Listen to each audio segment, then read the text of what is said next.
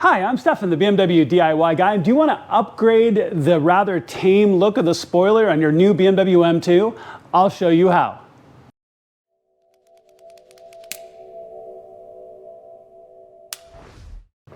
All right, guys, hopefully by now you realize how much I do love my brand new M2, but there's some room for improvement. The rear spoiler, the color matched rear spoiler, is so tame, I'm surprised they put it there at all. I mean, it really is kind of nothing. Now, I do like a more aggressive look, and I do like a carbon fiber look as well. So I reached out to Kies Motorsports. I picked up their high kick carbon fiber rear spoiler, and I'm going to show you how to install it. This is really easy. We're going to walk through it. So the first thing you want to do is go find some fishing line and go back to the back of your car. Let's get started. All right, so forgive any shadows, but I want to show a couple of tricks when we do this. Now, your spoiler is just held down by adhesive, and you want to use something like fishing line to cut it off. You also want to clean your paint beforehand, because the last thing you want to do is have any dirt or anything out here on the outer edges, and you're grinding it into your paint as you get this off, because the new spoiler is not going to fit in the exact same footprint as this one. Now, the other trick I usually do is I will take a plastic trim tool. Once I start to cut the edge away, I'll put my plastic trim tool in to help give some space, because what I don't want it to do is start to stick back down, right? So this just makes sure that this works. Now, this is just simple 10-pound test. And as you can see, I'm just slowly, patiently working my way through the adhesive, right? And it's going to break every once in a while, but to go ahead and just work it through. Keep going all the way through it. Just work it off. It's not hard. It'll just take you a few minutes. Okay. All right, so once you got the spoiler off, you can see the amount of glue that gets left behind. Sometimes it's up in big chunks here, and you can just kind of roll at it, and it'll peel up and off. But a lot of it gets stuck behind in a pretty serious residue. Okay, so I'm going to use, essentially it's like an eraser wheel that I'm going to put on my drill to take this off. Now the link for that is an adhesive remover, will be in the video description. I'll show you how we're going to use it. Be really gentle as we do it, because again, last thing we want to do is scuff up the paint, right? And you can kind of work at this and it'll kind of come off, but I found the eraser wheel is the easiest way to do this. So let me go get that. Okay, so here's what I'm talking about. So the link for this will be in the video description. It's basically a soft kind of eraser material.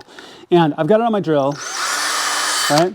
And what we're gonna end up doing is just working our way at this adhesive. And some of this is finding the right angle.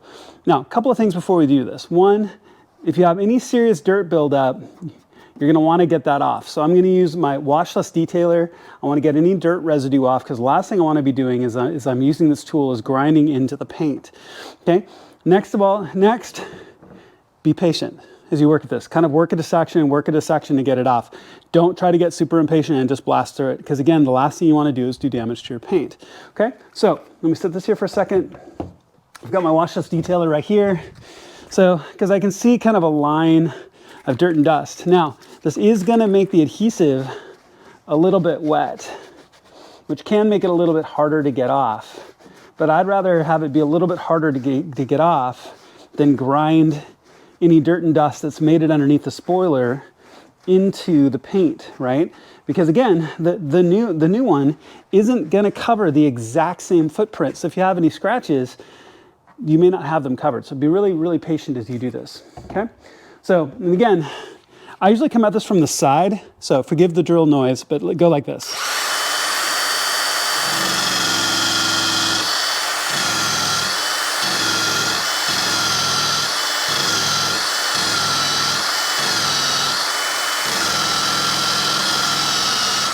And you can see how it starts to ball all this stuff up. Yeah, my disc just fell off. It's okay, I just need to tighten it down.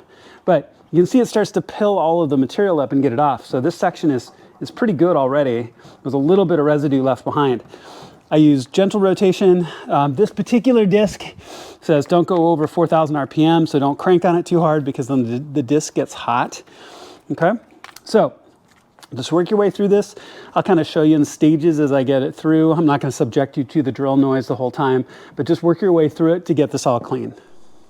So just continue to work your way across. Now, this eraser material seems to leave some little scuffs, but they're not actual scuffs in the paint. They're residue from the eraser material. So don't worry about that too much.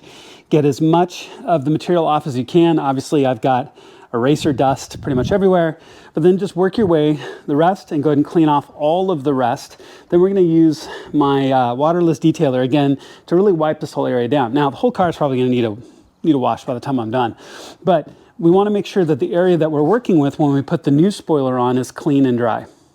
All right, so once you have all the residue cleaned up and you're good to go, you can take your new spoiler, and I'm just going to dry fit it into place with one hand right at the moment. Because if you look at it, and this is what I meant, it doesn't fit the exact same footprint as the previous one, so you have to be extra careful. Now, when you do this, if you notice, there's a gap between the spoiler and the trunk on both sides.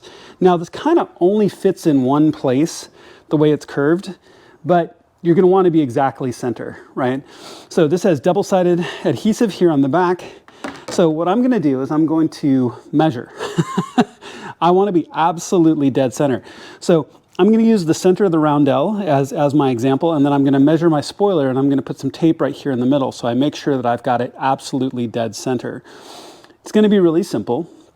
So once I get it measured, I'll peel off the double-sided adhesive, and it really does go on this back edge. So I'm just going to take it and I'm going to press it into place once it's nice and center. And I've got some room where I can mess with it right now, as you can tell, because it's not stuck down.